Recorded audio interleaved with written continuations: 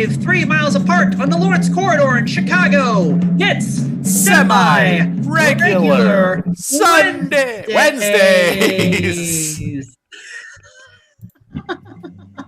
It's our 51st remote show with special guests, Charlotte Parker, Gabe Parsons, Beckett Kenny, from New York, Gabe Pacheco, and from Alberta, Good Improv. And now, still traumatized from watching last night's presidential debate, Flower Shop Bangers. Stuart, I think that is the most accurate intro you have ever given us. For those of you who are just watching us, Stuart often gives an intro like this and tries to come up with something. So, yeah, that one was just way more accurate and almost like hits me harder than anything. That one cut to the bone? Yeah. Okay. Yeah, no, I don't know. I watched that debate last night and it was very, very just I don't know what I was watching. It was just brutal. It was so brutal. It was so painful to watch. I bought a family-sized box of Oreos afterwards. Double stuff, as a matter of fact. I love the double stuff. Double stuff is great. Yeah. Yeah. Anyway, Stuart, why don't you go off with your spiel now? Okay. Well, good evening, everyone. For those of you who do not know us, Dan Anderson and I are the Flower Shop Bangers. We are an improv duo based out of Chicago, Illinois. We have been performing together for about 7.5 years. And since the pandemic started, we have been hosting Zoom shows every Sunday and Wednesday. Just out of habit, we were calling it semi-regular Sundays. We kind of grandfathered in the name of the show when we were doing this at a bar in Lakeview in Chicago. But we figured, okay, people were getting confused about calling it semi-regular Sundays when we also do shows on Wednesdays. So, and Dan got tripped up too out of habit. So in any case, welcome to semi-regular Wednesdays.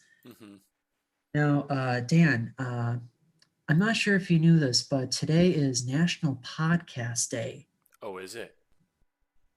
Yes. Are we talking in whispers? To my understanding, you are an expert on the Uyghur genocide in China, and you experienced the mistreatment of Chinese Muslims firsthand. I'm not going to claim that. No, never mind. That was my bit. That's okay. Yeah, I was going to talk in this podcast host voice the entire evening. You can keep going.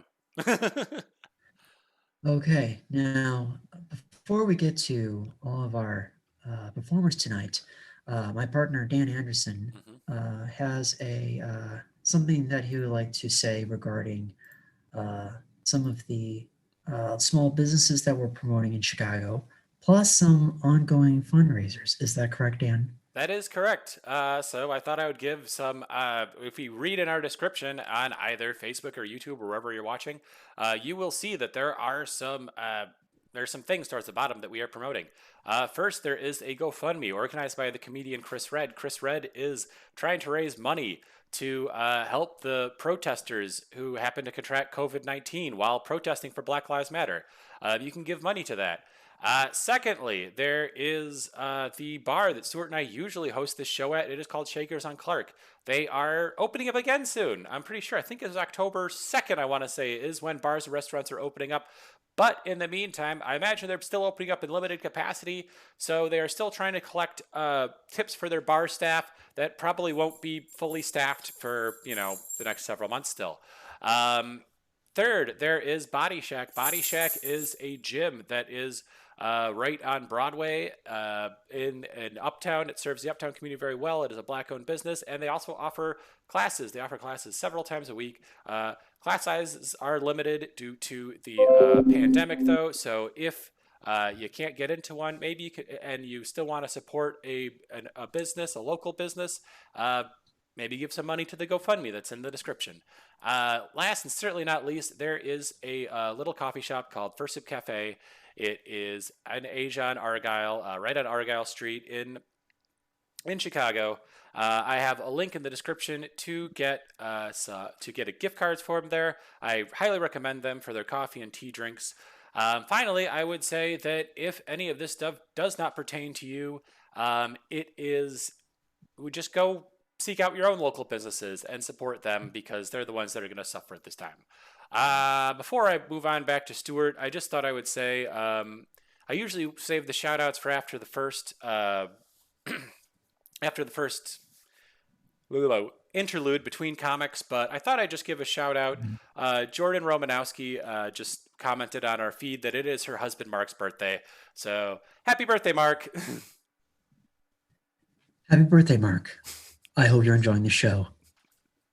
Daniel, I believe I heard your dog playing with his chew toy. Probably, yeah.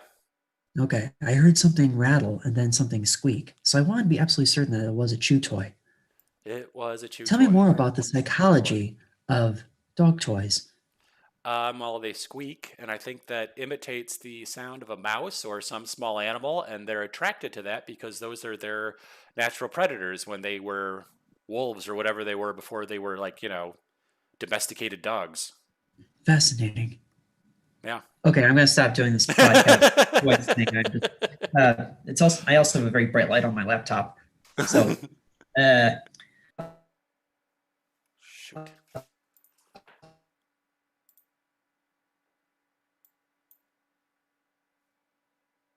All right, so you would never dream of visiting like Edmonton, Dallas, Peoria. Again, just all these far-flung cities, exotic, far away. You can't even. It's kind of hard to fathom. Well, especially Edmonton because Americans can't leave the country. Really, though, we do have a really exciting show for you this evening. Obviously, the final act of our show, your co-hosts, the co-producers of Semi-Regular Sundays, Flower Shop Bangers. Woohoo!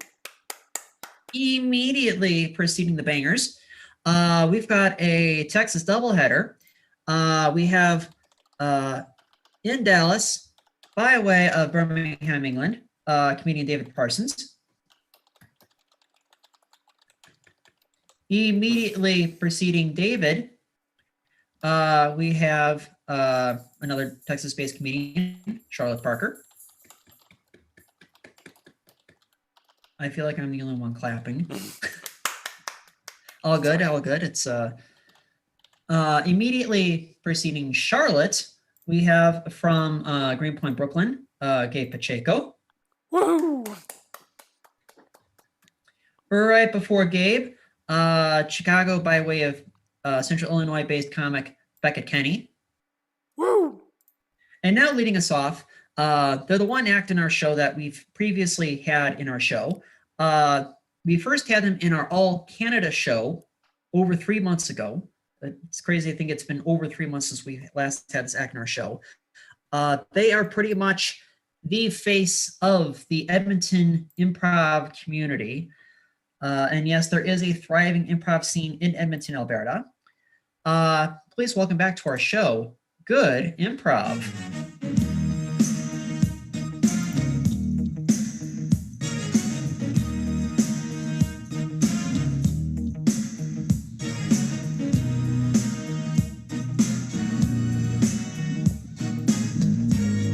I think we got to unmute ourselves, guys. Yeah, I did that. I figured that out.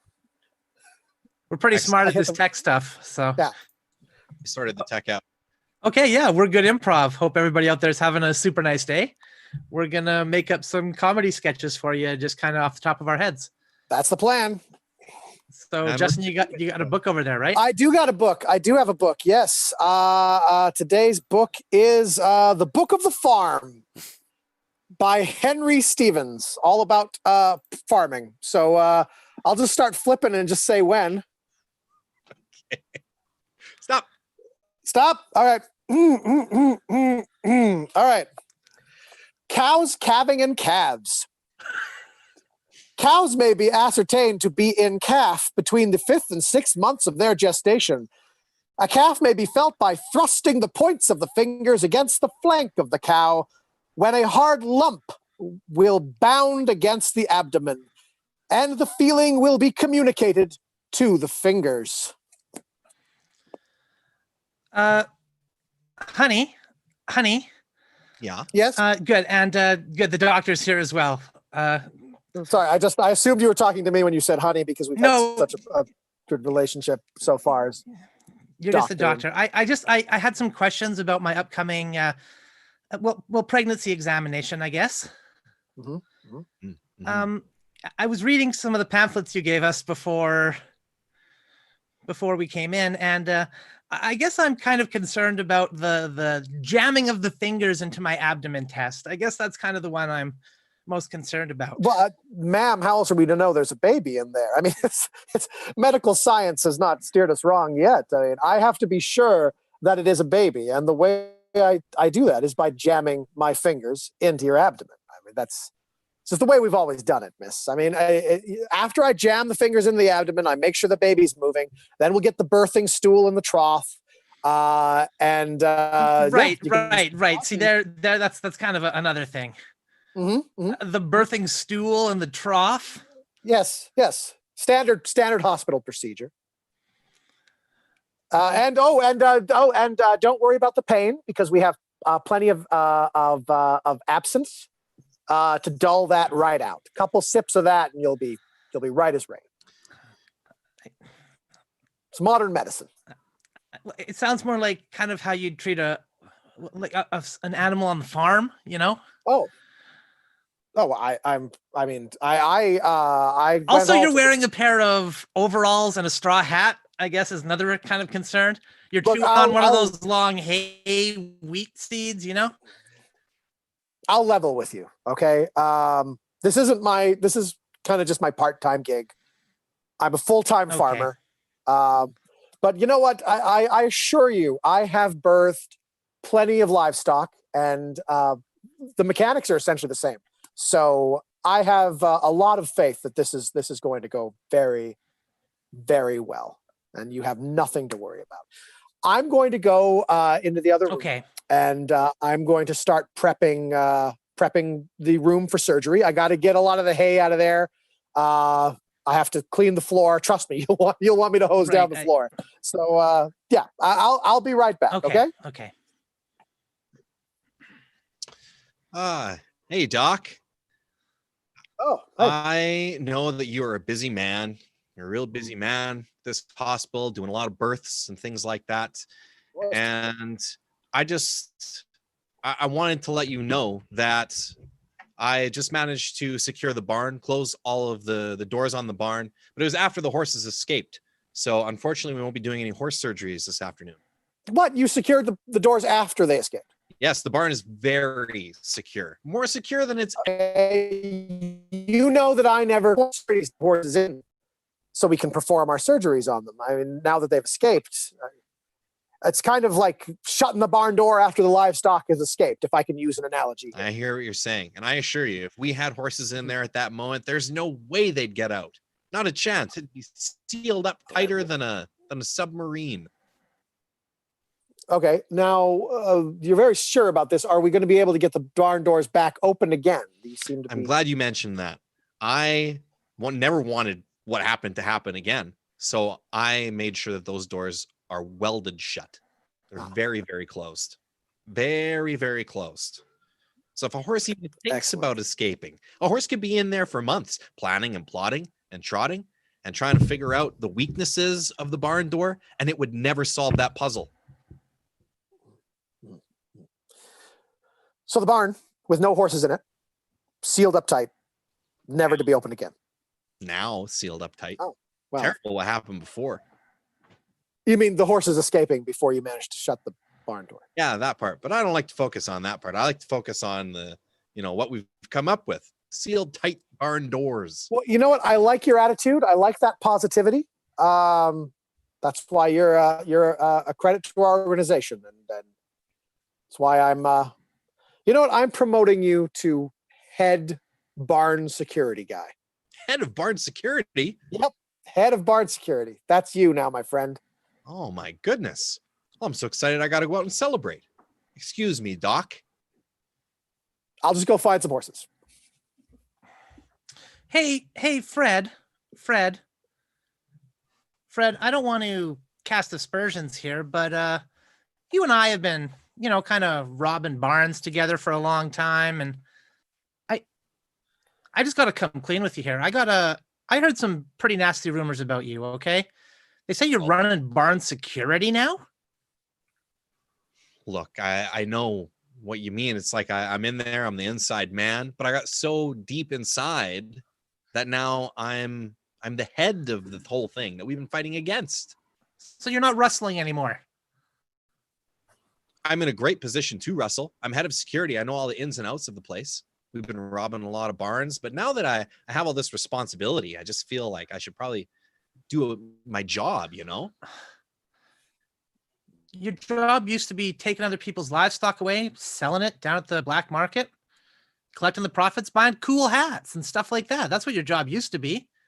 Yeah, it used to be, but this is far more satisfying. See, this way I can watch a barn grow. I can nurture it. I can take it from empty shack to full-on barn, and I can milk it for all it's worth. That's incredibly disappointing news. I'm sure you're disappointed on me for turning my back on our life of crime together. Yes, I am. I want your bandana. I want that bandana I gave you back. What? Yeah, I want that cool bandana that you always called your lucky bandana. I want it back now. I probably won't have very much luck without my lucky bandana. But give it back. If you're not wrestling, then I want it back. Come on. Fine. Here. Thank you. Tie it around my neck. Oh yeah, you'll be double lucky. Of two bandanas. Yeah, that's right. And I want that hat back too. You should be wearing a white hat if that's right. You should be wearing a white hat if you're going to be on the security side of this thing. Come on. Next, you're going to tell me that you want my lucky underwear too. No, you can keep that. That's fine. I've already taken it off. I mean, just keep it. You might need it later. I'm going to go tell the rest of the gang about this. They're going to be so sad.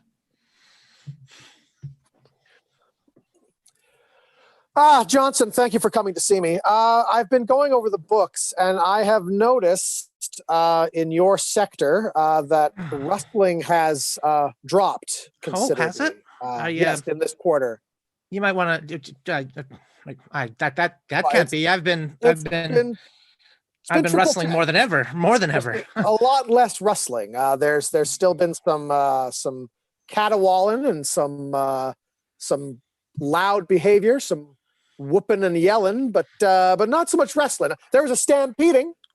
I mean, that was good. But really, we're all about the wrestling here at Wrestlers Inc. So, well, hold on. I got my wallet here. See, look, it's made out of leather, right? So yeah, that's rustled leather too. I didn't get that down at the store. Well, I guess my problem here, Johnson, is I haven't been wrestling much, okay? Exactly. I've been trying to hide it by increasing the hooting and the hollering and stuff, and all the spittoon spitting and stuff I've been doing, jangling my spurs and all that. I've been trying to step that up, but the wrestling just hasn't been there, okay? I know that. Johnson, I'm not speaking as your boss right now. I'm speaking as an acquaintance. Are you having problems at home? Is there some issue that you are having? It's clearly affecting your work. I mean, we have programs here. You can get help.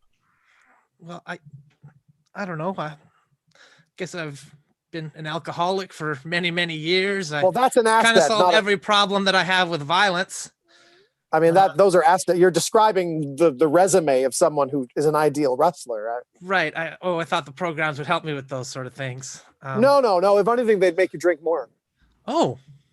Yeah. Have you been drinking enough? That's what I was trying to get at. I see. How much are you drinking a night? Well, okay.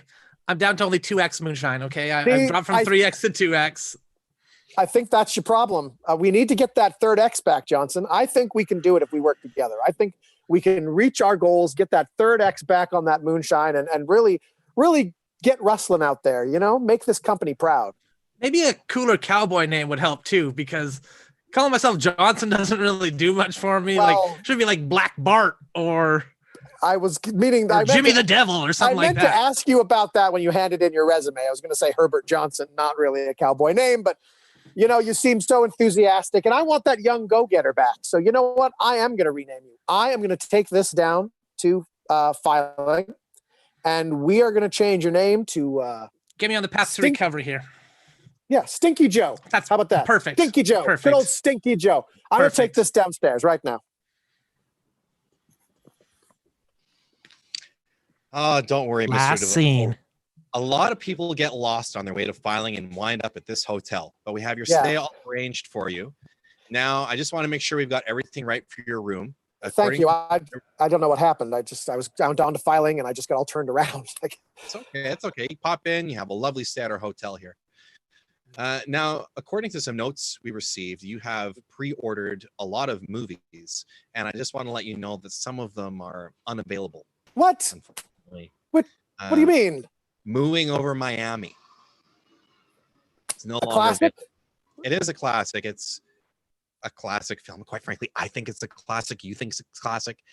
The general public thinks it's a little too vulgar. So unfortunately, come on.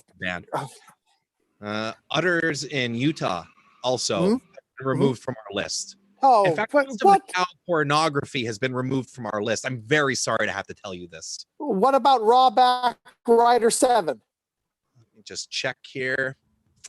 That one is still banned. Still banned.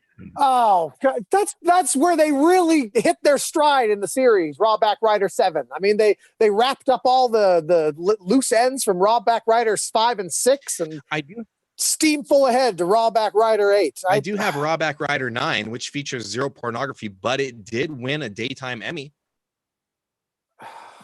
The Hallmark version of Rawback Rider, Yes, the worst one, in the series. Bounced out of pornography, made a very wholesome, made-for-TV film, and then for Rawback Riders 9, unfortunately, it jumped right back into the porno. Look, I was under the impression that this was a classy and established hotel.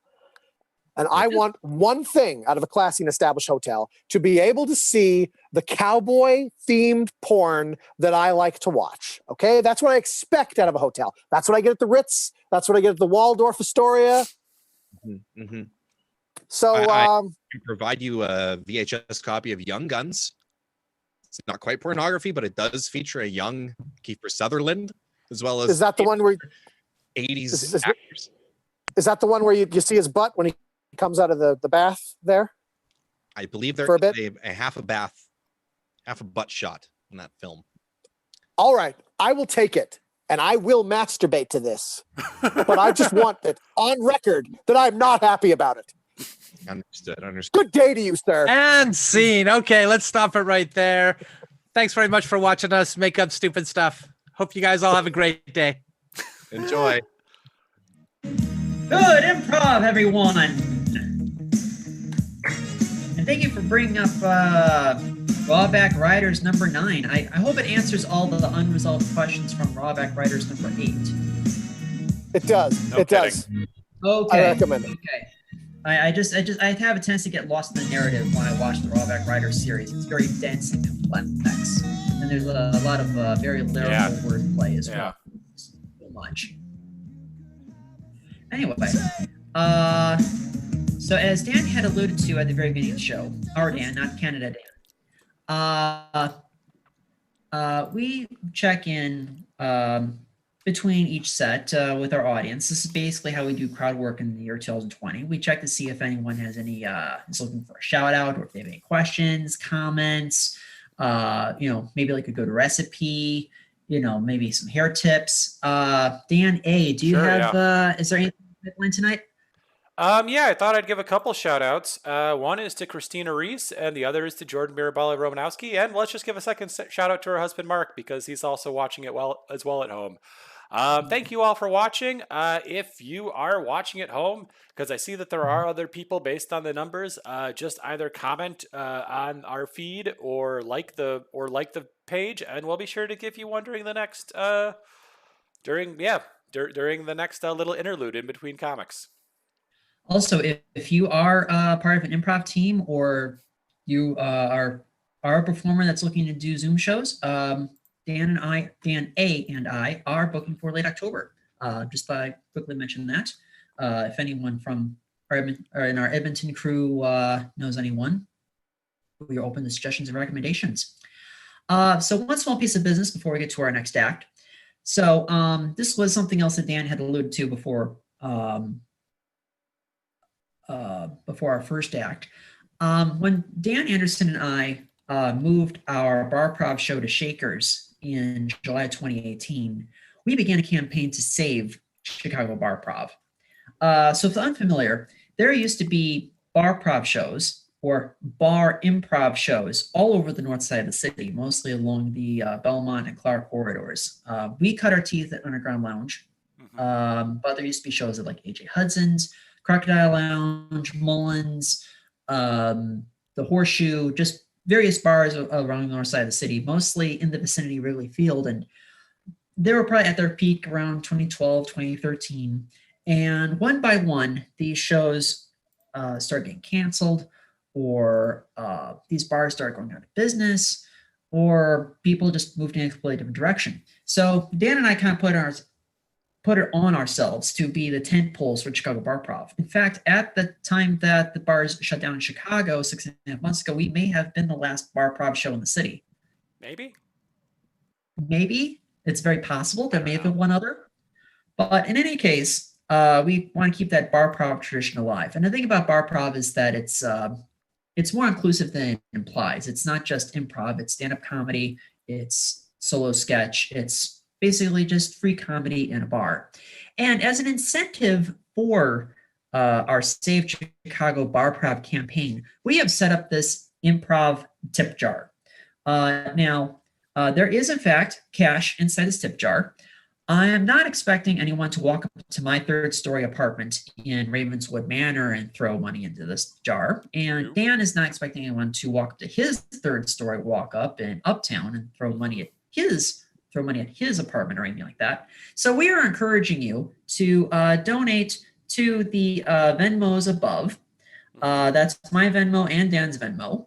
As it happens, at the very beginning of the show, Mark Romanowski donated money to the tip jar. He's familiar with our show, and we're very grateful. We are going to take this money and we're going to split it 9 ways. So we did not tell any of our performers tonight that this was technically a paying gig. So at the moment, we have $16.20 inside the tip jar, which breaks down to $1.80 for each of our performers this evening. Woohoo! That's $1.80. That is $2.40 for our Canadian friends. Just think with that money, you could buy one of those McDonald's hockey cards that they have every November. 1 pack of the McDonald's hockey cards. Yes, I know my Canadian pop culture minutia. And you are plenty welcome to keep throwing money into this tip jar. I mean, we're already at $1.80 per person. Can we take it all the way up to $2 for each performer? Maybe $2.25 for each performer? Who knows? Your generosity means so much, and we do thank you for both supporting the arts and for financially supporting all of our comedians tonight.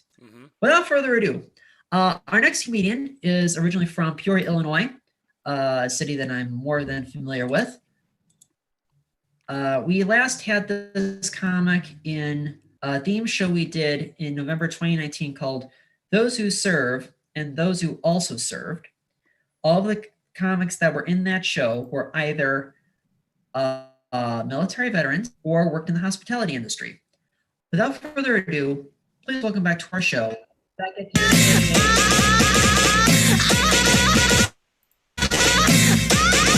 Hello, everybody. How are you guys doing? Okay. Wow.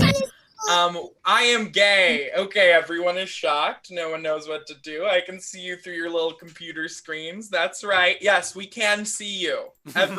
Yes, you, Diana. Yes, Diana. No, okay. No, I can't see you, but I just know you guys love me. And that's the beautiful thing about it. I can feel it, kind of the electricity. Oops. I'm gay, so people expect me to have very progressive political views, and for the most part, I do. I'm a progressive, but there is one thing that I do agree with Trump and the right on, and that is, I don't think queer people should be in the military, because I don't want to be in the military. No, okay, no way. I think that would be a bad idea. What would I do in the military? All I'm good at is the splits and eating dick. You know, I would be terrible. I would be terrible in the military. Not that MAGA people should try and get me to go into the military. No, I hope you MAGA people know that if you put me in the military, I'm gonna fuck your sons. Yeah, I am. I'm gonna fuck your sons. I'm a queer pacifist, which means I will pacifist your sons. I will not take a bullet for this war, but I will take a cum shot to stay out of it. So yeah, you're worried your son's gonna come back with a missing leg from Iraq? Wait till he has a prolapsed asshole. Back off. Okay, we're having fun. We love it. Everyone's laughing, I'm sure. I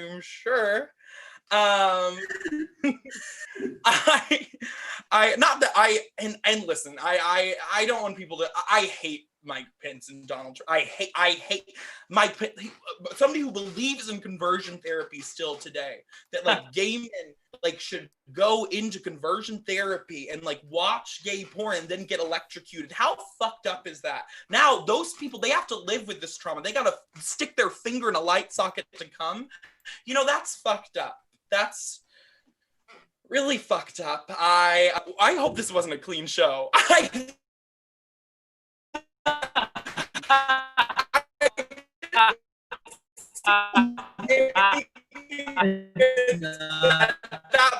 And then I just jumped in and threatened to fuck. They should be so lucky. No, I mean, but anymore. Everything in America feels wrong. We have a fascist in power, you know. It literally feels like what's happening to so many like countries who have fallen in the past is happening today in America. You have to pick and choose what things you want to be political about. Like for me, I don't care that much about legalized weed, just because I've never bought weed. Because I'm popular, other people do that. Okay, yes, okay, I'm popular. I was popular in high school. Everyone calm down. I was gay, chubby, and popular in high school all at the same time. What can't he do? Okay. I was like student council president. I was prom king. Everyone had this cool little nickname for me, faggot. And yeah, faggot. Yeah. A lot of people get offended when they hear that word, but not me, probably because I've heard it so many times. I remember when I started stand-up comedy, people were like, aren't you afraid of getting heckled? I'm like, no, I'm a gay guy from a small town. I get heckled on the way to the grocery store. I'll be walking out of Kroger's and somebody will be like, faggot! I'll be like, what? Gave it away. Wow. Was it the Fruity Pebbles? We don't know. There were no clues. I'm trying to take back the word faggot, though. You know, like black people took back the N-word, like women are taking back bitch. Like now I'm taking back faggot. Like I ain't saying she a gold digger, but she ain't messing with no broke faggot. If one more label tries to stop me, they gonna get some limp-wristed faggots in the lobby. You know? I could just go up to straight guys and be like, hey, what's up, my faggot? Like, that is my faggot. I'm looking at you, bud. Faggot. Yeah, you are a faggot. I bet this is the first time in history someone has called someone a faggot on the internet. This is kind of historic. I don't think that's ever happened before today. Not to me, definitely. We have fun. It would be easier if I could just go up to straight guys and be like, you're a faggot, fag, you know, because it'd be easier than their handshakes. I mean, maybe you don't know this, but straight men have these insane handshakes where it just can't be like a, hey, what's up? How are you doing? Or like a hug. Like you have to like full on assert your dominance by like being like slap, grab, yeah, in, around, boom, boom, yeah, fist around, yeah, some complicated choreography to prove that I like pussy, you know, like it's insane. It's insane. Or there's that straight man business handshake where you can hear your bones crack like as you hold their hand, and then you just like finally wreck your hand away from the pain, and just in blood on your palm is like Joe Rogan 2020. You're like, how did this get here? It left my mark.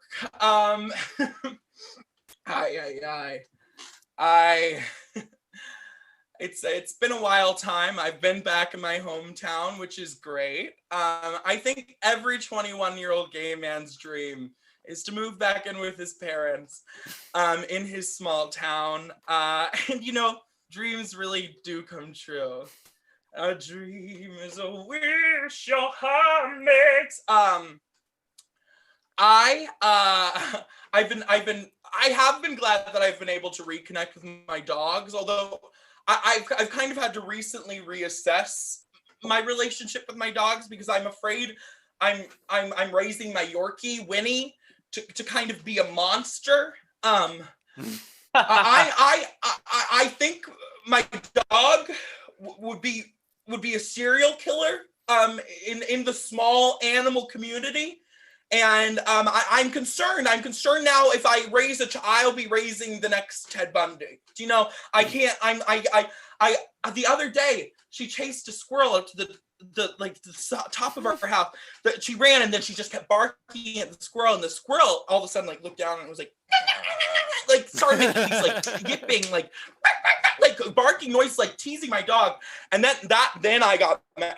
And I was in like my underwear just outside, like you do not talk to my dog that way. You do not fucking talk to my dog that way. I don't think so. I will just like the spirit of white trash, like being like coming through my body out at the squirrel, just yelling at a squirrel in my underwear. I started switching accents. I started speaking to fuck you, squirrel. I hope you're a squirrel. I wrecked that squirrel because I thought it was teasing my dog, my poor dog. I later looked it up. I started researching squirrels in my room recently. By the way, I'm in my childhood bedroom. I found my cum sock that I had hidden from like being like 13 years old, that I like hidden in like a little cove. I just found it again, which is just, it is just like crystallized now. So I was researching squirrels and I found out a lot about squirrels, but one of the things really quickly, did you know that squirrels can't find 80% of the nuts they hide? Which I got me with the cum sock, kind of the same thing, you know, but also that squirrel wasn't teasing my dogs. It was warning other squirrels not to come into our yard. That was the noise of panic. So as I was yelling white trash murder at this squirrel, like, fuck you, squirrel, I'm gonna come over and fuck your little family and your squirrel. It's like, help me, please. There are monsters here.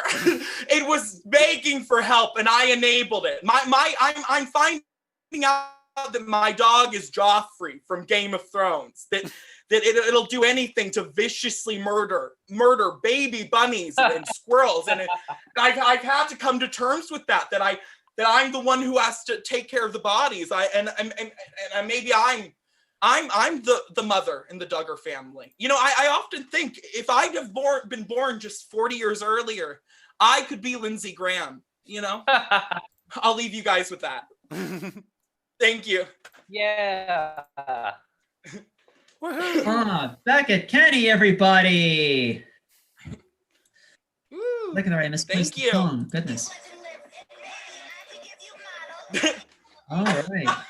Okay, thank you, Beckett. Thank you, guys. So, thank you, appreciate it. Dan, any updates on our newsfeed? Anyone who has any questions, comments? Anecdotes, well wishes. I don't know. I think someone's gonna post their pot roast recipe on here one day with all these things. No, I'm seeing Christina Reese. She seemed to have really enjoyed that last set. I see a lot of lols, a lot of comments there, so that's a lot of fun. And yeah, no, I thought I would just say also, if you are enjoying this show so far and you want to see more of it, please do like the Flower Shop Bangers on Facebook or follow. I actually had to change the name back to Daniel Anderson YouTube channel just because it changed my name on Google and that got weird. But anyway, you subscribe to the Daniel Anderson YouTube channel where this will also be posted. Yeah, back to you, Stuart. All right, thank you so much. Now, you may have noticed that I changed my name in the Zoom conversation. I just want to take a quick moment to, since we do have an international audience tuning in tonight, just think Illinois and Wisconsin tuning in. Really, though, we have people tuning in Chicago area. We have people tuning in from Edmonton, Alberta. Again, one New York comic that's coming up next. I run a Facebook comedy page called Stu News. I've been running it for about 7 years and change now. So please make sure to like and follow. To find it on Facebook, you could either just type in the Stu News hashtag or just go to STU space NEWS. It's kind of my weird little labor of love. Been having there's been some goofiness with the algorithm lately. I can't tell if the joke that I posted this afternoon tanked or not. So if you can find that and give me your honest to God opinion about posting a baseball joke. I don't post nearly as many sports jokes as those who would know me would think that I would be inclined to do. Nevertheless, improv tip jar still hanging tight at $1.80 per person. Again, $2.60 Canadian. Our next performer actually is in 2 shows tonight. Right after this, he's going to be in a really cool virtual show called The Fun House that features a bunch of really awesome Brooklyn-based comics. That show will be starting at about 8:30 Chicago time, or just after this, whenever this show ends. Really excellent comic. Please welcome Gabe Pacheco. Yeah. What's up? Hey. All right. It's really nice to be spending some of my quar with you all. Did anybody here, anyone else start their shutdown, their quarantine by breaking up with their live-in fiance? Awesome. Just me? Okay, good. Yeah. Let me correct that. Did anybody here start their shut-in by having their live-in fiance break up with them? Even better. That's when it's the best. I rolled over and my lady, she turned, she looked at me and she said, Gabe, it's not going to work out. And I was fine with it. Honestly, I was fine with it because when there's disharmony, the signs are there. And so her breaking up with me right away, this was March 1st. I was ready. I got LASIK right away. Oh my God, I bought some bongos. I got a fedora. Dude, I was leaning into the midlife crisis. I was ready for a live, laugh, love spring and summer. And March 15th rolled around and the whole world shut down. And she popped back into frame and she was like, I know I was moving out April 1st, but there's nowhere to go. So we ended up living together for 3 months. Okay, crazy. And everyone was like, Gabe, you should write a sitcom about this. Gabe, this sounds like a movie idea. And I was like, look, we're all going through hell right now. And I'm living in a 1.5 room apartment that's a hell inside of this hell. So I'm in a Russian doll, just of different levels of the inferno. And mine is just me and my ex-fiance living together for 3 months. It was 90-day ex-fiance, loving it. And this has just been a really transformative experience, I think, for all of us. Like, I learned so much about myself. I learned that I am addicted to social media. And the reason I know that is because every day I would wake up and I'd look at my phone and it would tell me, it'd be like, Gabe, you just spent 25 hours on me yesterday. I'm like, how did well, I'm making time now? Dude, 25 hours. And then immediately after that, it would say, Gabe, you took 18 steps yesterday. And I'm like, I know exactly how many steps I took, okay? I know I counted each of those 18 steps from the Pacheco wing of my 1.5 room apartment to the Japanese rice paper wall partition, cutting our kitchen in half. I would pace from one end of the apartment to the other like one of those sad Russian bears that's like not retired from the circus yet. You know what I'm talking about? That's just and dude, I'm telling you, the one thing that saved my life here in New York City when this happened was the Black Lives Matter protests. June, it saved my life because the streets came alive. We all became conscious, and I had an excuse to leave the apartment that was justified. You know, I went out and I started marching. And the first day I went marching, I got to the park and the protesters said, Gabe, are you ready? We're going to march. And I was like, yes. And they were like, okay, we're going to march 10 miles. We marched 10 miles, which was a very big difference from the 18 steps I'd been doing every day. So the first day we marched and they said, are you coming back tomorrow? And I said, yes. And then I showed up the next day and they had bicycles and they said, now we're going to bike 25 miles around the city. And it's wonderful. What are we doing tomorrow? I came back the next day. We had a dance party. So BLM became my CrossFit. I got rid of my Crunch gym membership. I did a lot of muscle confusion, dancing and bike riding and marching. And I don't know if you can tell, but I'm a shaky dude. I have a low blood sugar level. I was very nervous about going out and protesting because I thought I'm gonna crash while I'm out here. And all of the other protesters, they said, hey, here's some granola bars. I was like, thank you. You look thirsty. Here's a Gatorade. I was like, yes. And I got to tell you, I came back to more of those protests mostly for the snacks. You know, I don't know if the revolution will be televised, but it better be catered. You know, as long as that happens, I'm in. I'm down. I'm single now, and it's kind of absurd to tell jokes about being single during the apocalypse. But I gotta say that my tastes have changed a little bit. Like in the past, I really wanted to find somebody that was, you know, maybe like a doctor, because I'm an artist. I wanted a doctor. And now I really just want a qualified Antifa medic.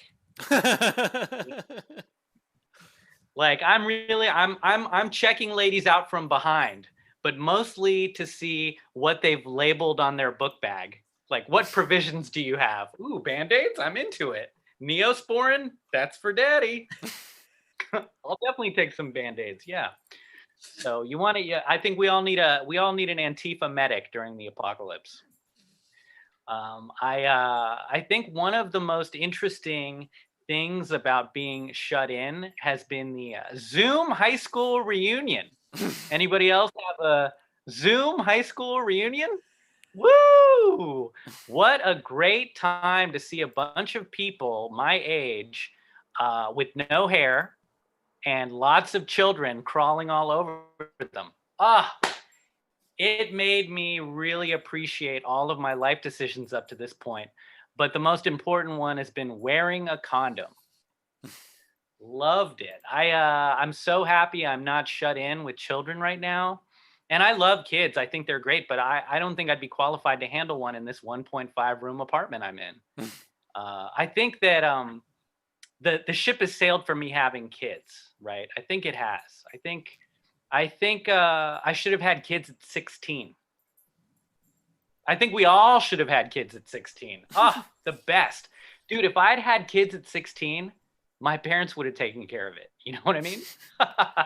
Dude, if I'd had kids at 16, my son would now be like, I could be wearing a flight jacket, right, with my 20-year-old son being like, mission accomplished. That's all I'm saying. Should have had kids at 16. I'm trying to better myself during all this. I'm trying to better myself. I'm doing the Duolingo. Anybody else here trying to learn something new during the quar? Duolingo. I figure our empire is in decline, and the most important thing to do is to figure out the language of the next group of people in charge. So I've been trying to learn Chinese.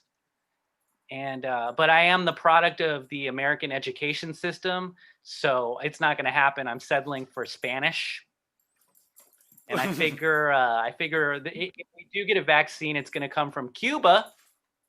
So I'm excited to learn Spanish so that I will be welcomed in Havana. Am I right? All right, I'm cooking. This has been a lot of fun, everybody, and I hope that we get to hang out again. And I'd like to applaud Stuart and the crew for putting on such a great show tonight. Thank you all. I'm Gabe Pacheco, and you can follow me on Instagram at GabePac1.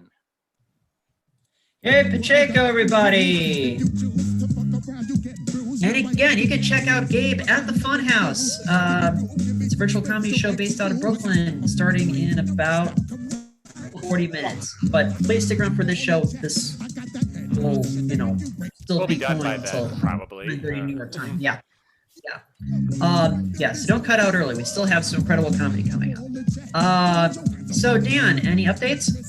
Honestly, it seems pretty consistent. And actually, you know what? No, there was an update.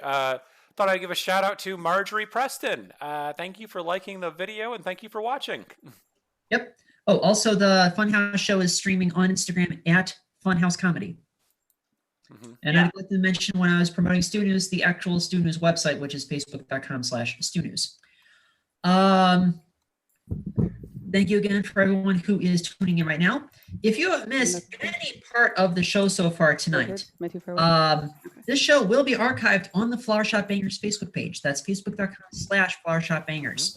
Without further ado, we have an interesting doubleheader for you tonight. We have two comics that are based out of Dallas, Texas. Our first comic will be hosting the Friday Happy Hour show this Friday, October 2nd at 5 o'clock Central Time.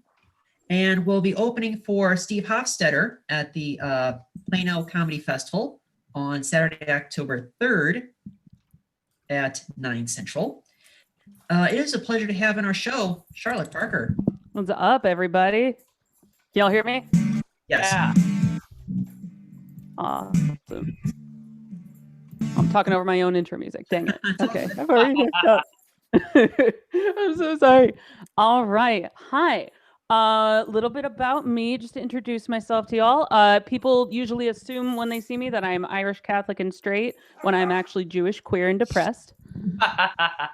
Which in stand-up comedy is just called being a triple threat. So if anything, it's an advantage. I am, in fact, a ginger Jew, which scientists have classified as critically endangered. You didn't know that, now you do.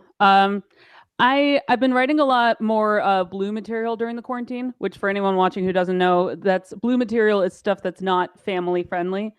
And I didn't used to have much of that because I work at a children's theater. And my sort of unofficial policy was if my students were to accidentally stumble upon my stand-up, I'd want it to not scar them for life. Kind of figured that'd be a low bar. Like, wow, Miss Charlotte is a really lazy cook. She keeps talking about other people tossing her salad for her. So weird. Or, wow, Miss Charlotte really prefers tacos to eggplants. I don't know why she kept bringing that up on stage, though. Or, I saw Miss Charlotte's set, and I don't think cream pie always means food. I don't even have jokes about any of those things. I was just hungry when I wrote that. So I'm bisexual, and some people have asked me if I have a preference for dating men versus women. And personally, no, I don't really have a preference. But financially, dating guys is way better. No contest. Like when I go on a date with a guy and the bill comes, he'll go, "Don't worry, I got this." And I'm like, listen, okay, I am an independent woman with a mountain of student loan debt. So actually, now that I'm saying that out loud, go right ahead. That's fine. But when I go on a date with a woman, I never know how much is going to end up coming out of my wallet. Like, does she pay because her hair's shorter? or do I pay because my voice is lower? Yeah, but she's on a softball team though. I don't know. If it's a tie, then we just settle it based on who has more cats. So I'm single, but I'm not in any rush to change that. I have this bad habit in relationships of ignoring any and all red flags. I'm like a bull that's been through anger management training. Like, it's not good. Like, this one person I dated would get legitimately mad if I farted in front of him, even accidentally. And I was so in love and stupid that I did my best to hold in my farts for 2.5 years for this guy. And then the day we broke up, I was like a human Hindenburg. Like, no one around me was safe. Like, I was in Dallas. He was 3.5 hours away in Austin. He could smell it from there. That's how potent this fart was. It was a great day for me, not for anyone else around me. Another person I dated hated the sound of people chewing, to the point, this was like his big pet peeve. And it was to the point where if I was eating while at his apartment, he would insist that I go to another room until I was done. And what made that extra weird is that, so this dude was black. Well, still is, actually. I don't think that's changed. And I'm obviously not. So every mealtime, he was segregating his own apartment. I'm like, why are you turning this into a restaurant in the 50s? Like, what are you doing? He was not happy when I pointed that out. Another person I dated tried to get me into knife play, which, for anyone who doesn't know, is when people use knives to threaten each other during sex, because that's apparently like it's a turn on for some people. Like, if you've ever really fantasized about fucking someone as they're mugging you, you'd probably really like knife play. But I wasn't super thrilled with the idea. But he tried to convince me that this would be a fun thing that wouldn't end up in the emergency room. And he goes, babe, don't worry. We'll be careful. And if women had $1 for every time a man said to them, don't worry, we'll be careful, I mean, the pay gap would be closed. Yeah, it'd be pretty great, actually. You know, the worst thing about those 3 exes is that they are actually one person that I dated for 2.5 years. But I describe them as 3 people to make it more believable. That is how much dumb shit I will put up with in a relationship. And you may be wondering, like, wow, Charlotte, were you that insecure, or was the sex just that good? And yes. Yeah. There was one day we'd had this huge fight, and I was like, that's it. I'm going to break up with him. I can't do this anymore. And then later that night, he went down on me. And somewhere between the 5th and 10th orgasms, I thought, maybe I overreacted. And then I dated him for another 1.5 years. So, yeah, I feel like those watching were judging me before that last part. And now you're like, where is he? I like those odds. Decent trade-off. I am on Tinder, though. And it's hard to meet other women on Tinder because all these straight women keep showing up on my feed because they're new in town and they're just looking for friends. On Tinder, which is like walking into a vegan restaurant and going, I'm just here for steak. Like, okay, but we don't serve that here and you're upsetting a lot of lesbians. So how about you just leave? Yeah. This woman messaged me asking if I wanted to be her unicorn recently. And I was like, well, I mean, I'm pale and majestic. Is that what you're talking about? And she's like, no, you weirdo. For anyone who doesn't know, if someone on a dating app is looking for a unicorn, that means they're already in a relationship and they just want you to join them for a threesome. Which, if you're into that, cool. That's fine. No judgment. But I barely have the attention span for having sex with one person without like wondering if I left the iron on or some shit. So I don't think it's worth the risk. I think my ADD is a bit too much for a threesome. But yeah, this one dating app I've had a lot more success with. I don't know if anyone watching has tried this. Amazon. I highly recommend it. It's great. I met she's a professional back massager and she had really high ratings. That was what caught my eye. What caught her eye was that my credit card works, not to brag. She's got a really vibrant personality, which I like a lot. But she's an introvert like me. I mean, most of the time she just likes to stay home and recharge her batteries. But then other times she's got like a lot more energy, which is great. Okay. I'll admit, I mean, she can be a bit intense sometimes, depending on how much I've been pushing her buttons. But, it's a good relationship because we communicate really well. I mean, she never sends me cryptic text messages. She never gives me the cold shoulder. She never has to ask if I came, which is refreshing, frankly. But yeah. So anyway, here's something I don't have a segue for. You guys know how sometimes beaver is used as a word for vaginas? Yeah. Okay. Thank you, person. Well, my vagina has become more of a wild beaver during the quarantine. Not because it's been any more active or at all active. Let's be real. But because it's become overgrown and feral. I've actually got a new nickname for it. I call it Robin now because it looks like Robin Williams at the beginning of Jumanji. When he's running out of the jungle with that big beard, he's like, "What year is it?" I'm going to get spectacles for it too soon. So anyway, I work with little kids, as I mentioned earlier, and thank you, Light. And I teach a lot of our K-2 classes at this children's theater where I work. So 5 to 7-year-olds, which is super fun because they have no filter whatsoever. One of my 5-year-old students came up to me during a pre-quarantine class, poked me in the stomach and said, "Is that a baby?" Yeah. And my first thought was, no, it's a 26-year-old with feelings. And I thought, no, this is a teachable moment. I should talk to her. So took a deep breath, knelt down so I was on her level. And I said, "Listen, bitch. This actually was a baby, but you just poked a hole right through it. So not anymore. Thanks. Oh, no, don't cry. You saved me a trip to the pharmacy. It's okay, really." I bring a lighthearted abortion joke into the mix. I was doing a craft with the kids one time, and as I'm bending over to look at this one kid's artwork, I hear a girl behind me go, "Hey, Miss Charlotte, look, the turkey is a hooker." So I turn around. I see that she has found this plastic cooked turkey prop from one of our Christmas shows on the shelf, and she's just hanging her necklace on the turkey leg like it's a hook. She goes, "See? It's a hooker."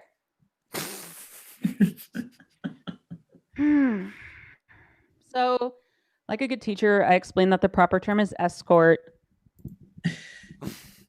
I was like, "Look, that turkey has a name, all right? It's Amber, and she's just trying to get herself through law school, so leave her alone.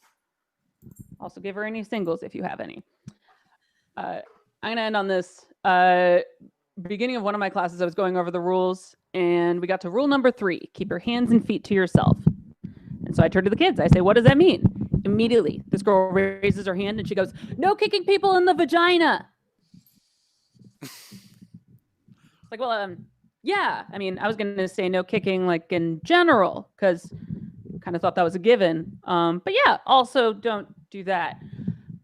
But then I realized she actually had a good point. So I've added vaginal addendums or vagendums to all of our class rules. I think this will be very useful. Let's see. There's no shouting in the vagina because that's rude. Cough or sneeze in your elbow, not your vagina. Let's see. If you have a snack in the vagina, make sure you clean up all your crumbs. You don't want bugs in there. If you have something to say, raise your hand in the vagina, but start with 1 or 2 fingers. I did that joke in front of an audience and got no response. And I was like, "Oh, you guys are skipping straight to fisting? Cool. Okay." And last but not least, sharing the vagina is caring. And with that, I'm Charlotte Parker. Thank you guys so much for having me. This has been fun.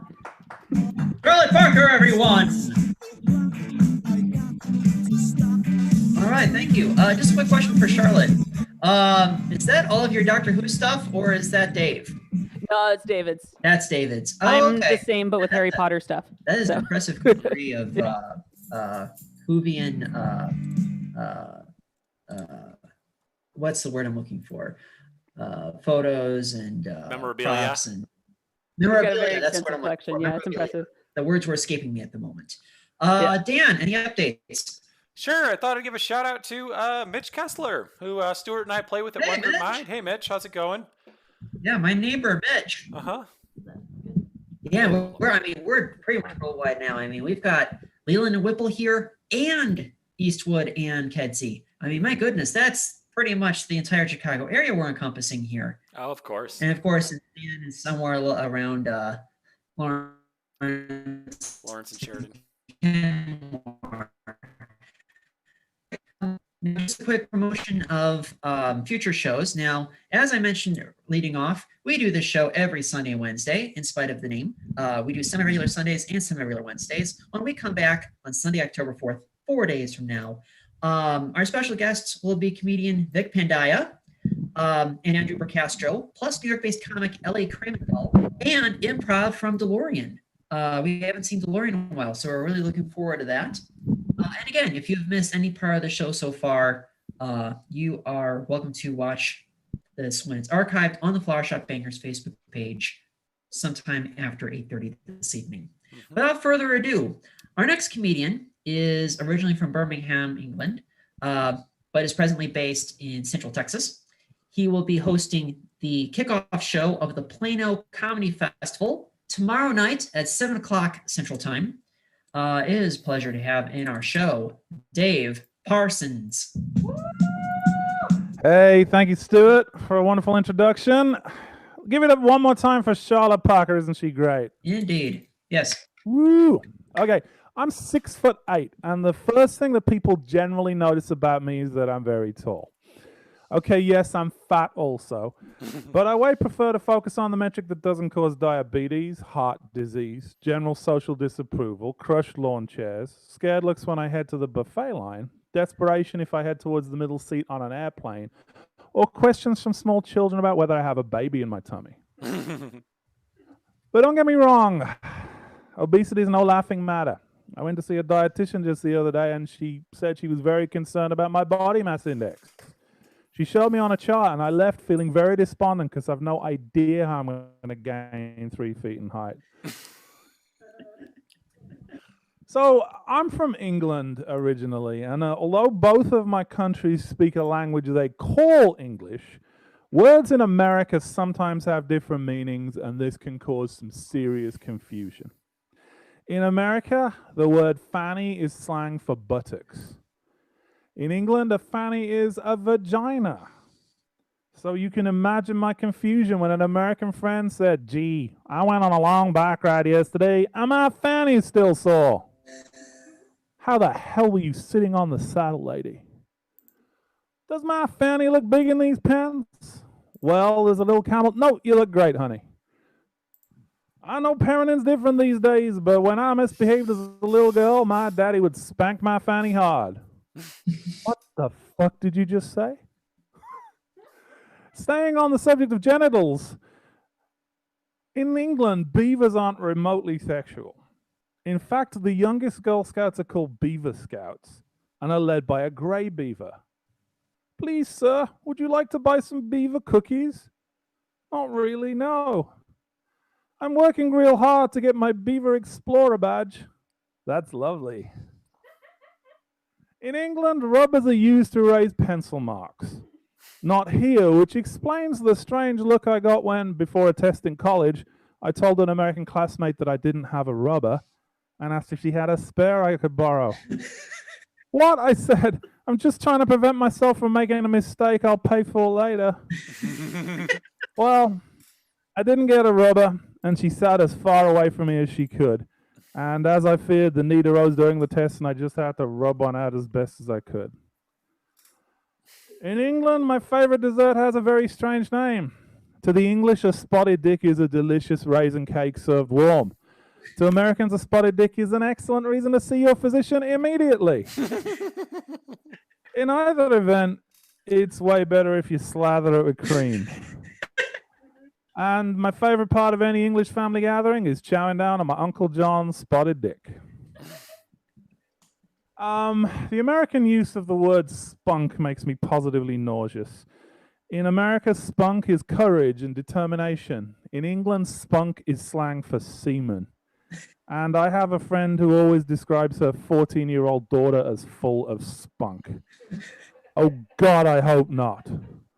Well, boys, I know you lost the championship game, but I've never seen so much spunk on a basketball court.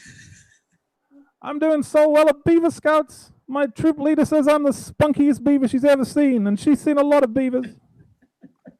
And this one still makes me cringe 20 years later. I use a word that's commonplace in England, but is very offensive here. I used to smoke cigarettes, but I learned very quickly that it's a terrible move to ask an American if he'd like to join you out back because you're desperate for a fag. Okay. I have a 9-year-old daughter, and she is the light of my life. But being a parent isn't all puppies and rainbows. And to my mind, the worst part about being a dad is having to listen to my kids' really shitty music and pretend to enjoy it. Now, while there are lots of culprits out there in the preteen music space, by far the worst, to my mind, are a group called the Kids Bop Kids. Perpetrators of the worst crime against music since Hanson bopped their way to the top of the charts. If you don't have a prepubescent girl in the house, you've probably never heard of the Little Assholes. But they're a collection of ridiculously chipper tweens that sing popular songs with all the adult words and concepts edited out. I'll give you an example. In the song TikTok, Kesha sings, "Before I leave, brush my teeth with a bottle of Jack, 'cause when I leave for the night, I ain't coming back." The Kids Bop Kids sing, "Before I leave, brush my teeth, make sure I reach the back. I got a sleepover tonight and I've got to pack." You little shits are fooling no one. Now, while they cover a lot of songs that are inappropriate for their target audience, there are some places they won't go. There's no Closer by the 9 Inch Nails. There's no WAP by Cardi B. There's no Big Papa. There's nothing at all by Lil' Kim. But guys, I just don't think you're trying hard enough. If you're going to go halfway on a concept, why not commit? Well, I thought I could do better, so I had to go myself. I hope you all are familiar with that delightful ode to cunnilingus, "My Neck, My Back, Lick It" by Kaya.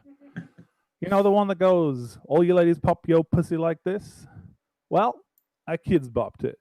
And with your indulgence and with due apologies to Kaya, I'd like to offer you a taste. Okay? All you kiddies hug yo stuffy like this. Shaky dolly, don't stop, don't miss. All you kiddies hug yo stuffy like this. Shaky dolly, don't stop, don't miss. Just hug it. Squeeze it now. Cuddle it good. Love this stuffy just like you should. Right now, cuddle it good.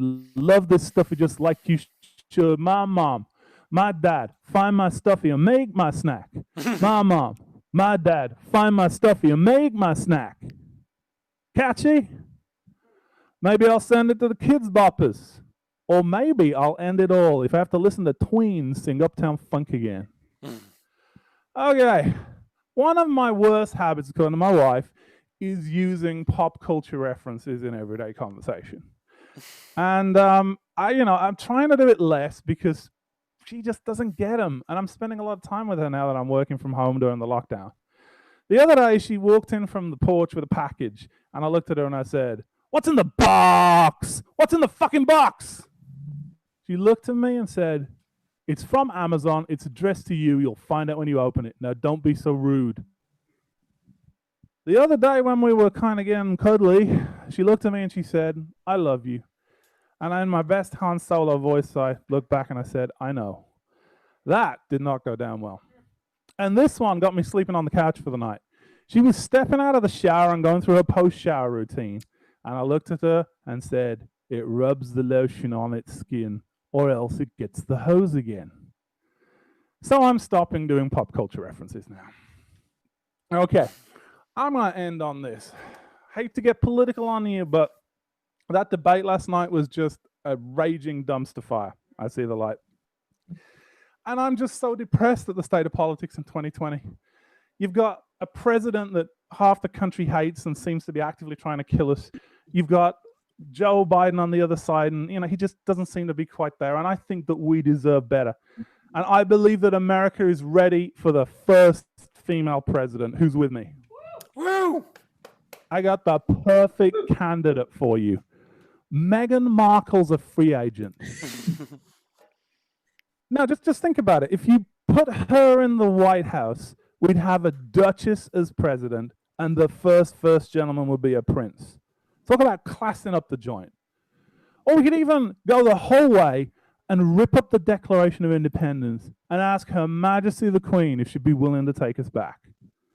Now, this sounds like a controversial idea, but think about it. Both countries get something out of the deal. England gets an economic upgrade over the European Union, and America gets a universally respected head of state that I can guarantee you who's never been pissed on by a Russian prostitute. They get a proper cup of hot tea instead of the ice crap they serve in the southern United States. They get a national healthcare service where you can go see a doctor without getting a bank loan. And most importantly, decent fish and chips. So I'm going to start a campaign. Party like it's 1775.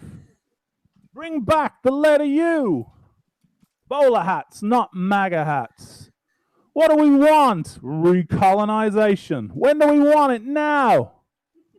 And the perfect slogan for the bumper sticker. Elizabeth 2020. Make America Great Britain again. Well, thank you for your time. You have been a lovely audience, and I've been David Parsons. Cheers! David Parsons, everyone. All right, so before we reach the final act, I did have a couple of things to follow up with Dave.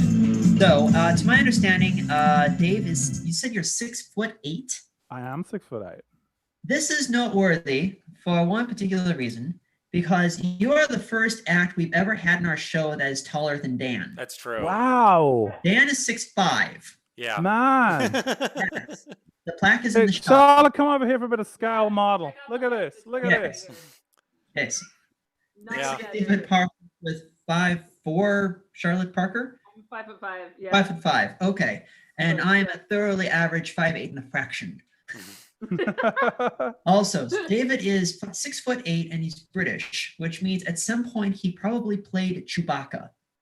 Oh, I dressed up as Chewbacca for Halloween a couple of times. Kidding. Ah, there we go. Yeah, my mom made me a costume. It was what's great. Harrison Ford really like?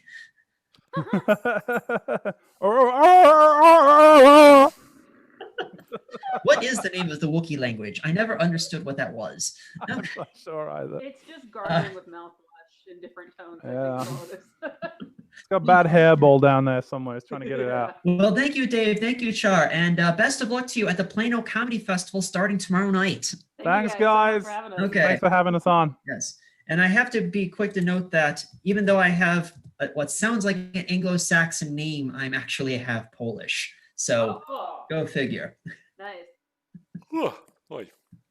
All right. So Dan, one more check-in before we get to our final act of the evening. Not really too many changes, but thank you to everyone who has watched so far. Remember to like the Flower Shop Bangers on Facebook. Remember to subscribe to the Daniel Anderson YouTube channel to get the updates. And regardless, I don't know. I'm excited to perform. Okay. Also, tip jar still hanging tight at 12, or I should say 1620. Venmos are Got the number on above. the board, and yes. Yeah, everyone's going home with $1.80 American. All right. So before we get to our final act, I just want to say thank you to all of the acts that preceded us tonight. To Good Improv, to Dave, to Charlotte, to Beckett Kenny, to Gabe, who is on his way, as it were, to his Brooklyn-based Zoom show. Without further ado, your final act of the evening are the co-host and the co-producers of Semi-Regular Wednesdays and Semi-Regular Sundays. And they normally host this show at Shakers on Clark in North Halstead. That's the new name of the neighborhood now, to my understanding. Formerly Boys Town. They've been performing together. They want to change it because boys is not inclusive enough. That's true. Yeah. I don't know. I mean, I can see that, but I mean, okay, that's care. a debate for another time. I don't I don't want to get into that. That's some loaded stuff. They have done improv festivals in as far-flung cities as St. Louis, Missouri, Baltimore, Maryland, Omaha, Nebraska, Grand Rapids, Michigan, and Green Bay, Wisconsin.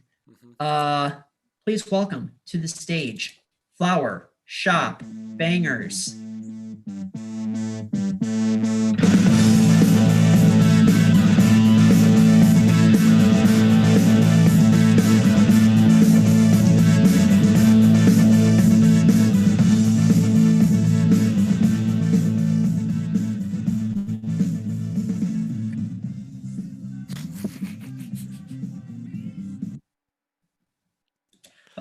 good evening, everyone. We are Flower Shop Bangers. We're going to do some improv for you, and we get weird with it.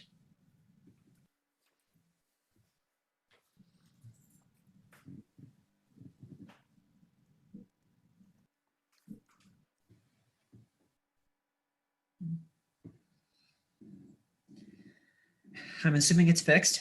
Oh, it's fixed, Been fixed for a little while. Oh, I mean, I wish you had told me. I mean, I didn't get the message until 3 o'clock. Sorry, I texted you, but, sometimes the texts go through, sometimes they don't. I guess that's just kind of how things go sometimes. I mean, I get it. I mean, I trust you. I mean, you've been my mechanic for years. Yeah, here's the key. Oh, thank you. Yeah. Thank you, Rick. I appreciate it. Yeah. All right. One thing I'd tell you is, might want to ease up on the gas pedal sometimes. Okay. Just noticing it was a little rusty, I don't know. I mean, I've been driving this car for 11 years. I mean, I've put 150,000 miles on this bad boy. Yeah, but it can last you another 3 or 4 years if you just, ease up on the gas. Don't go so fast. Oh, I appreciate it, Rick. Yeah. I mean, I'll be honest. I'm a little bit of a lead foot. It's like it's like every morning I don't give myself enough time to get to work. I gotta give myself that extra 5 minutes. I mean, otherwise consider I'm it just free like, advice. yeah, I'm just blazing down the Kennedy. Yeah. Just I don't know. I've been working on this car for 11 years, and I just hate to see her go, It's not fun for me, when one of my longtime clients when they just get up and get a new car. Oh, no. I wouldn't do that now. No. You know what? What? This 2008 Nissan Altima has treated me pretty well. I gotcha, but there comes that time, and I'll tell you, as someone who's fixed cars for a long time, people just... You have fixed cars a long time.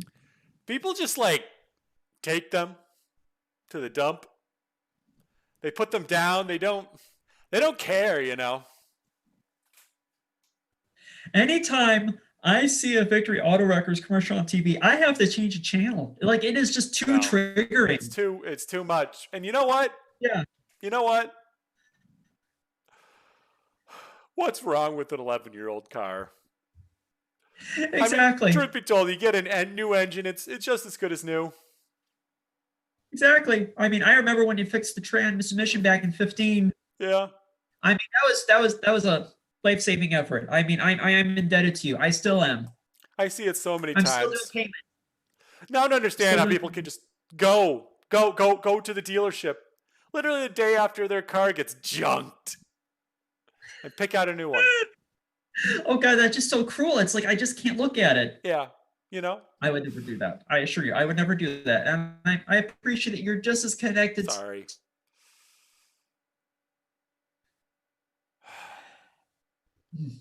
Yeah. So, how's business?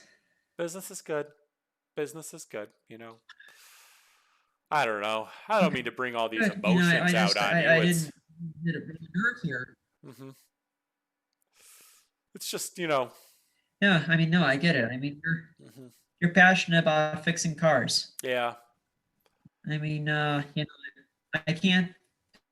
I mean, I don't think there's a better mechanic that specializes in Nissans in the whole area. There's not. I don't think there is. I've been doing this for a long time. I've serviced your car the whole time we have done it. The whole time you've had it, since it was brand new. Yeah, I'm so glad I found you in the yellow pages. I found you in the yellow pages. You found me in the yellow pages, and you've brought me here. Who uses the yellow pages anymore? No one uses the yellow pages. I'm in the yellow pages, though. I'm also on yellowpages.com. Yeah, because of me, you have a 4.75 rating on Yelp. That's true. Yeah. That's true. Mm-hmm. I mean, I'm asking about that.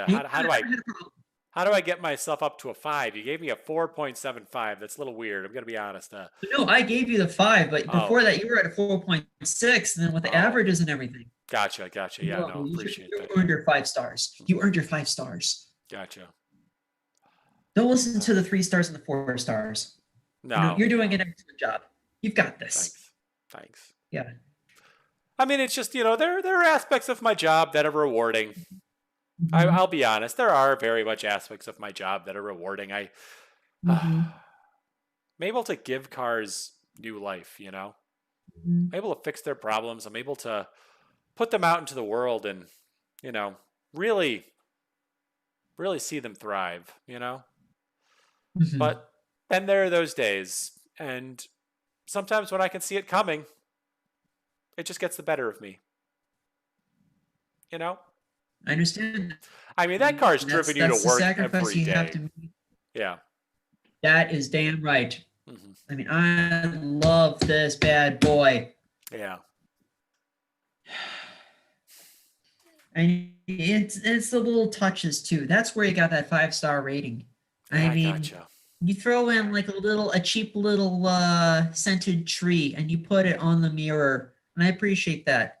My car does not have leather inside, but my car always smells like leather because of you. I know. First time you came in, you asked for the leather scented option. Yeah. And I've remembered that. As a matter of fact, I just get a special order. They don't make those anymore. They don't make those anymore. I mean, I appreciate that. It really is like the little touches. I mean, it's after a certain point, you're basically just giving them to me. I'm not even paying the $2.50, $3 or whatever for the little scented tree. I mean, those come for free with My the wife, service. she insists I buy like those Yankee Candle car jars or whatever. No, it's just it's too bougie for me. I mean, you're a salty the earth guy. You're a meat potatoes guy. I mean, you're passionate about what you do, and I cannot deny that.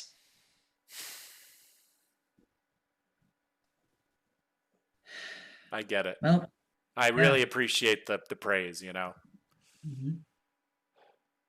No, I mean that means a lot to me too. I mean it's like every time that I come to this auto shop, I feel like I'm visiting family. Oh. There's just something about this little grease trap, and just kind of how dank the garage is. There's just something about it that feels almost like a second home. Man, I'm grateful that you do oil changes too. I'm looking forward to getting that oil change in a couple of weeks. I make excuses to come here, Rick. I mean, truth be told, any ways that I can help the cars, man. Mm-hmm.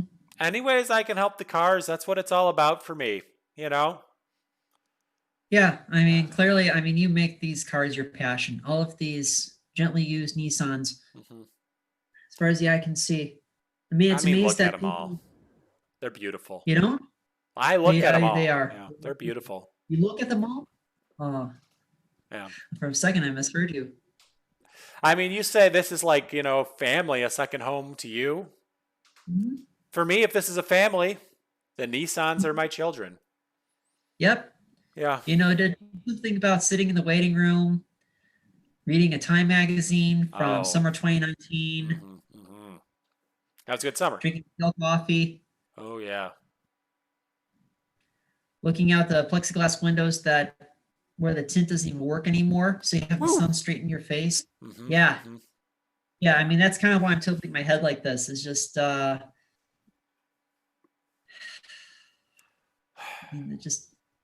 it's almost like home away from home. It's like if I'm just stressing out, it's like I can come to Rick's Auto Body and know that my car is being treated with kid gloves. And you know why? Why? EF8 61A is like a child to me. That's your license plate number, Yep, it's custom. It's custom. Matter of fact, I know fathers are not supposed to pick their favorite children. But EF8 6-1A is, I'm so proud of her, you know. Oh, I mean, she's a durable girl. Mm-hmm. Yeah, Yeah, goodness. I mean, very she durable. has treated me well. Yeah. Yeah, I don't tell people this, but I call her Janet. Oh, do you? Yes. I mean, you're welcome to just call her Janet. I don't know. And she. To me, she's My wife EF861A. understands. I'm sorry. It's just that's what she Okay. is to me, you know. Okay. I mean, it's the more obvious thing. I mean, I get it. I mean, you see that. You see those familiar drive plate numbers every day. Mm-hmm. Yeah. I mean, sometimes I just make excuses to be here. I mean, you put on my my Secretary of State sticker on for me every year for a $5 charge. Yeah, I know. It's not Yeah. not the most expensive thing I do, but you know, I mean, truth be told, not everyone just keeps a razor blade around, so I offer the service. You know, just because I have to keep razor blades at the shop anyway. Tear off your old sticker, put on the new one. You know. It's just not Rick's Auto Body without the little details. I know. And you know what? Rick's Auto Body is going to be a little dimmer without EF861A. Just saying it. I appreciate And that's our that. show. That's our show. Thank you to all of our performers. We will again be back this Sunday with Vic Pandaya, Andrew Burcastro, DeLorean, and New York-based comic L.A. Kremendall. Dan, thank you so much for doing all of our tech tonight. I should say Dan A. Yeah. Thank you to everyone to tune in. If you missed any part of the show, one more time, you can watch it on our Facebook page, facebook.com/flowershopbangers, right after this feed ends. Mhm. In the meantime, please stay home. Please wash your hands. Believe women. Black Lives Matter. And most importantly, vote. For the love of fucking God, vote. Biden. Vote. Yeah.